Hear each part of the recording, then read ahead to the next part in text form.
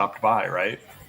The fact that Joseph, you, myself, Stephen, Frank, we've worked together a lot, you'd think that our networks would look very, very similar because of, the fact that we're both into Microsoft, that we have these things in common.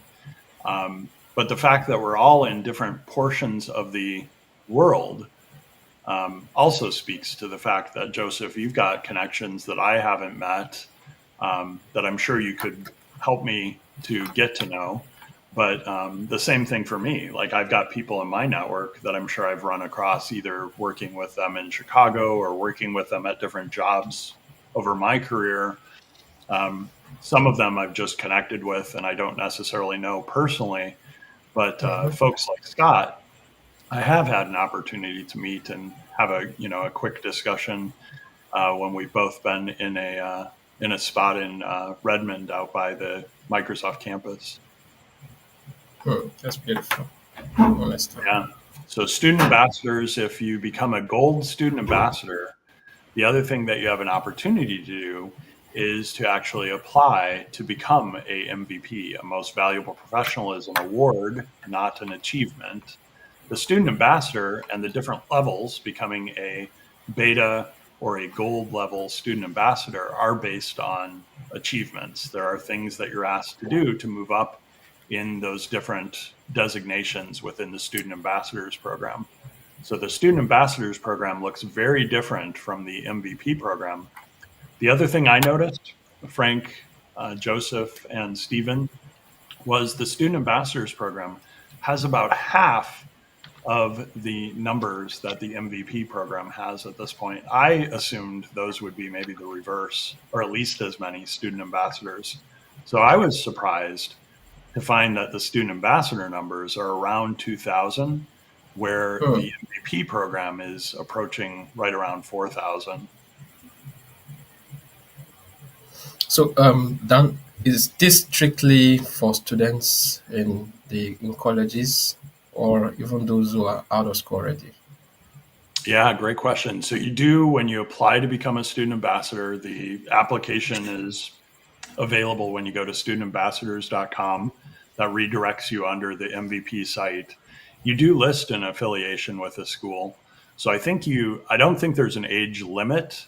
There is an age minimum in the frequently asked questions of 16 years old. So you can't be under 16 if you're in, say high school and you haven't reached the age of 16. You have to be 16 years or older. So there are, in the US, what would be considered minors or secondary school students that qualify. But usually you list a college, a university, or a school affiliation to become a student ambassador. There's a whole, when you go to that website, there's a whole like frequently asked questions, and there's a nomination form.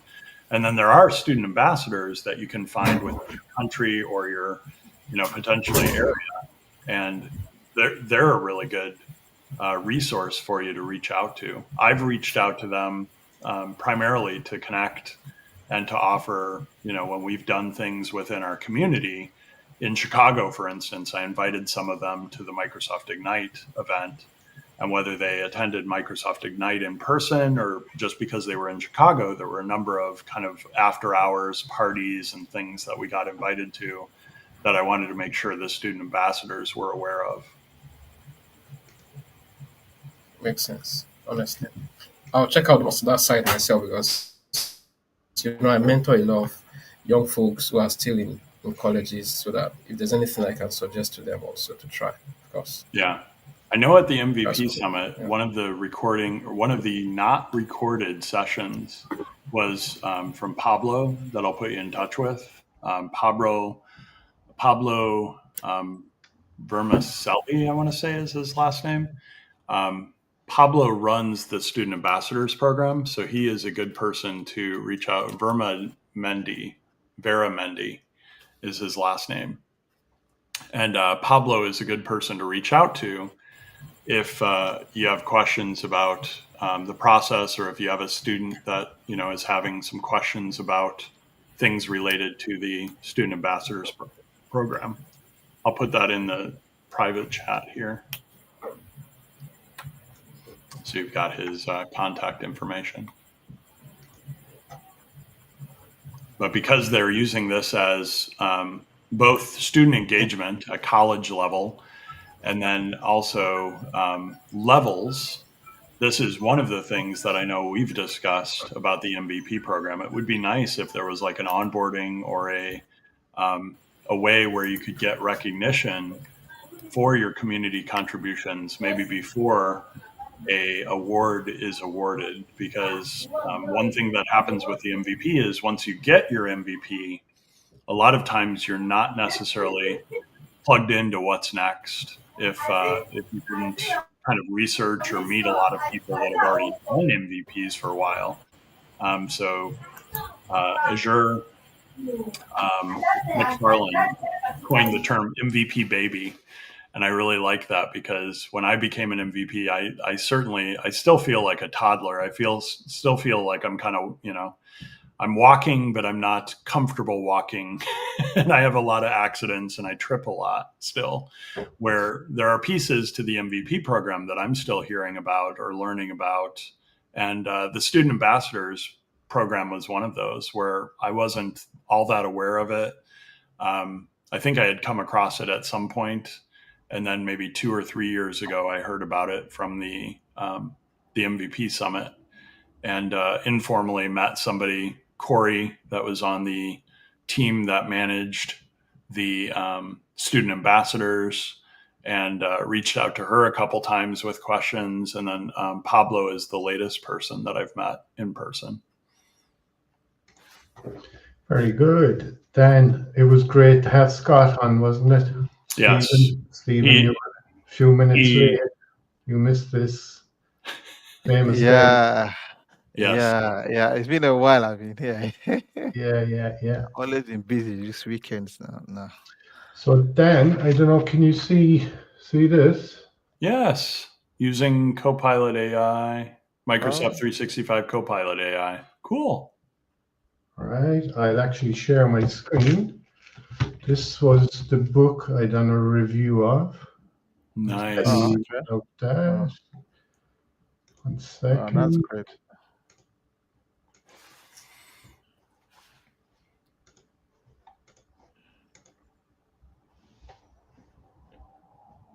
We can see your screen. Perfect. Can you see that? Yeah. So it's a book by Keith Powell, and it's understanding Copilot prompts and the functionality and security within the. So it kind of goes through everything from what is artificial intelligence and the Microsoft 365 Copilot, getting started with Copilot, writing preferred prompts, overview of the whole Microsoft 365 Copilot thing. So it covers Excel, Loop, Outlook, OneNote, PowerPoint, Teams, Whiteboard, Word. So it's fairly extensive. Just seeing there now, there is over 365 pages. Actually, that's awesome. 372 to be precise. So I have a story. That's great. We should have Keith on the show. Keith's in Chicago. I know him pretty well. Okay. Yeah. So I was actually one of the reviewers of the That's book. awesome. That's awesome. And when I was writing the piece for the review, I wasn't too sure, and I just put my name down as Frank, but the publisher never actually put in my surname for. Oh, wow. It was over. They omitted it. Okay. So just to get back to this one here, the 15,000 that we were saying, I reached this week. You can see it on the left. See it here, 15,007. That's awesome. But when I looked that up on a PC, it showed as 14,850. And when you look on the mobile app, then it comes up as a different figure. Huh. Did you ever see that? I have seen discrepancies between, and once you get to a certain number of followers, they used to tell you like a number, like an actual number. Now, I think when I go to the whatever the URL is to look at your followers and who you're following, typically it just says you're following over 1,000 people. It used to tell you actual numbers, like you're following this many people and this many people are following you. I want to say I found that. I can see if I can dig up the URL, but there's two URLs to see who's following you and who you're following. And I think it's easier to find if you're on a PC. It's under Manage My Network. There's followers and following on that page. So I can put it into the chat here, the private chat. And for me today, it says you're following over 1,000 people, which I know. And then it says I have 16,823 people following me. And then if I look at my network, I can see that I believe I've got about 11. Yeah, I've got just over 11,000 connections. So the difference between my connections and my followers, I think, are the people that are just following me that either haven't been able to connect or, ran out of invitations to connect. Yeah, but you see the the amount of impressions for the last year in my That's account awesome. 76,800. Yeah, I think Ami just shared his numbers. I'd say your number would probably go way over this than the amount of posts that you put up. Like, so this is probably, I maybe do 3 or 4 a week on average. Did you? Well, and that's the thing I found was sometimes posting every day actually decreases the amount of reach that I have. Because if I post something and miss a day or miss a couple days, a lot of times people see those posts that I made a couple days ago, not on the day that I published them. So in some ways, publishing frequently or more frequently is a good thing because it gets you more eyeballs. But sometimes it seems like if I take a break, like for International Women's Day in March, somebody from Madrid, Spain suggested, hey, let's be silent and just support through comments or through reposts women's voices for that day. So I didn't post myself, but I reposted and I commented on a bunch of stuff. And it actually helped the reach of the posts that I did prior to International Women's Day by not posting anything for a day. So it all becomes, kind of trial and error, experimenting with things. Frank, congrats. That's awesome. 15,000 is a huge number. Yeah. Yeah, that's massive. Yeah. Yeah. Congratulations. Very good. The thing on the AI Fest, Dan, that you were talking about earlier. Yeah. I actually done 2 particular topics, one on Microsoft Learn and one on OpenEDX. Okay. But I finished the 2 of them, but where does the badge come from? The badge, that's a great question. When I went to aka.ms/AI Skills Fest and registered, the badge just showed up magically on that page. And then I got an email to the same email that I registered to say, congratulations, you were part of the April 8th, 24-hour Guinness Book of World Record attempt. So the world record attempt was only on April 8th. You had to do something on April 8th. The rest of the AI Skills Fest happens for 50 days till May 28th. So you have till May 28th to continue your learning. But the badge, if the badge is for a particular course, I'm assuming it should come from that platform. Like one of the links that I found on AI Skills Fest was actually to a LinkedIn learning path that was like 3.5 hours long. if I complete that entire 3.5 hours of training, which I didn't do on the 8th, I will get a badge from LinkedIn saying you've taken this course. And then I can decide whether to display that or share that or whatever. So if you took one on, you said OpenEdX? Yeah. Yeah, I think I got my badge from when you go to achievement. So after where you have challenge, when you have orders. So I got the Microsoft AI Skills Festival participation badge. Yeah. Yeah. Inside in achievements in Yeah. Microsoft. So when you go to achievement, yeah, on your Microsoft dashboard. So when you go to achievement and then click on order right beside challenges. Okay, I'll just check Yeah, so that was that. why I saw my. So my just like for the festival participation. So it wasn't like for a particular uh class or so.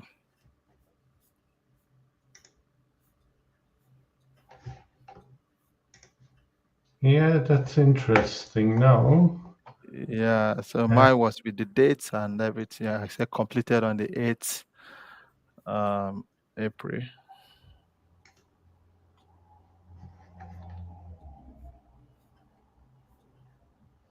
so I just share my screen there again with you.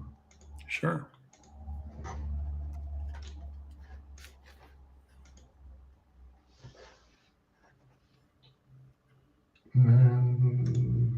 We can see it. Yeah. Yeah. So Yeah. this, see this Yes. one So, was, no, when you click on that order where you have challenges, right beside Oh, challenges, yeah, at the top there. not the modules, the No, challenge. no. Where you have achievement, yeah, just come down. Can you see where you have plan challenges and you have order? yeah. No, So this uh, challenge, no. You're there. You're here. Just come down where you have achievement. Can you see where you have your modules, learning paths, courses, plan, yeah, challenge? order. Yeah, yeah. So click on that and see if it's yeah. So yeah, that's it. Yeah, yeah, There we go. yeah. Okay. So. Yeah, so you can just click on that share and then maybe share. So what I did was to take There's a, the like a print download, or take a share. Yeah. screenshot and then Yeah. download as an image. Yep. And then Yeah, the so print icon also shows you the badge, I think. So if you want to yeah, print the badge or if you want to just take a screenshot of the badge, you can do that too. yeah, Okay. just take a screenshot. Yeah, because that's what I did. I took a screenshot of the badge. Yeah. If I just go to, The print So click icon. on that. Yeah, there. Yeah, yeah. So that's it. Yeah, Then you can take a screenshot of that. yeah. So or that gives no, you that no, the what badge then? that you. This is the picture of us in LinkedIn. That's the one I was looking for.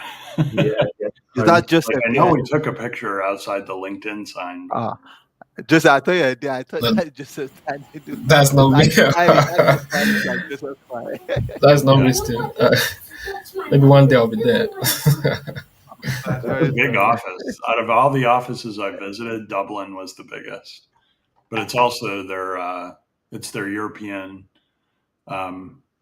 like hub for everything that happens in Europe. So Jack was telling us that a lot of his customers fly into Dublin. Sometimes he goes and visits the customer where they are, but a lot of times they come to Dublin to meet with him. so there we go. Then your snippet too. Yeah. Yeah. Or Jeff's snippet tool, right? Yeah. Jeff Rubing. So who's the brain behind Snipping to say it again? Jeff Rubring. I can put his contact Jeff. info Okay. in the I think you're chat. saying that before my connection. Yeah, he's a great technologist and just really it's Rubing like Bing and then an H at the end Let of me his name. I'll probably give you a follow on LinkedIn. Yeah, he's awesome. He puts out lots of great content and just a great connection to have.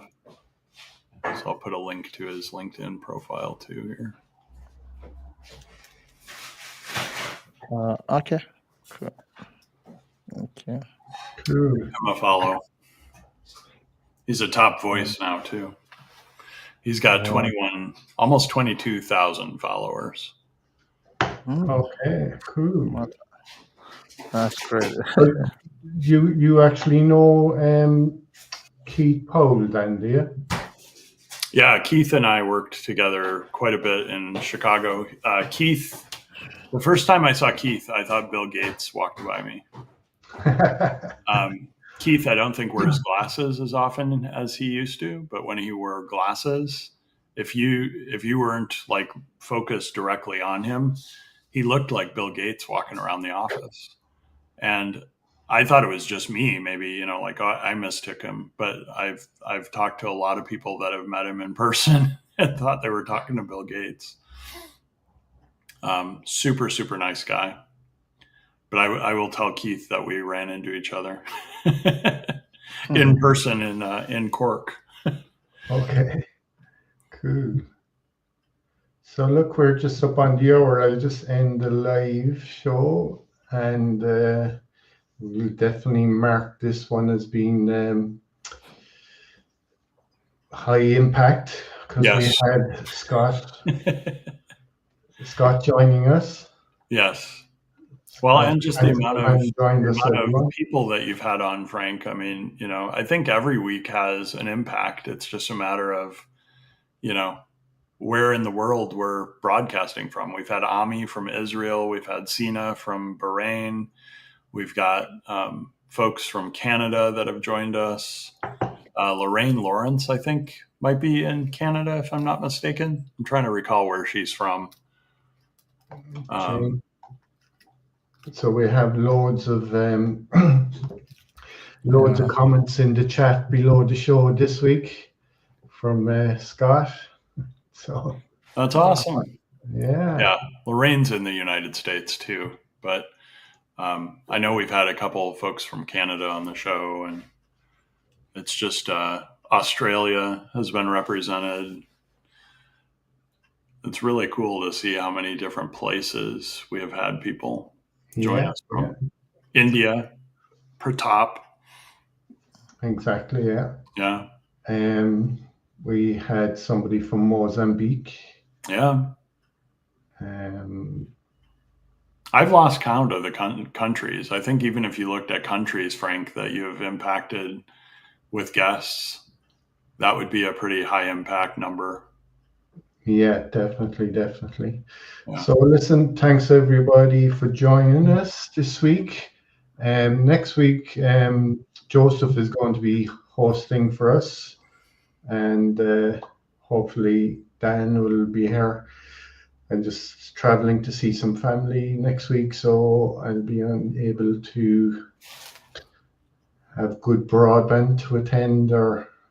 So thanks everyone for joining us. I'm back here next week with Joseph and Dan. Thank you.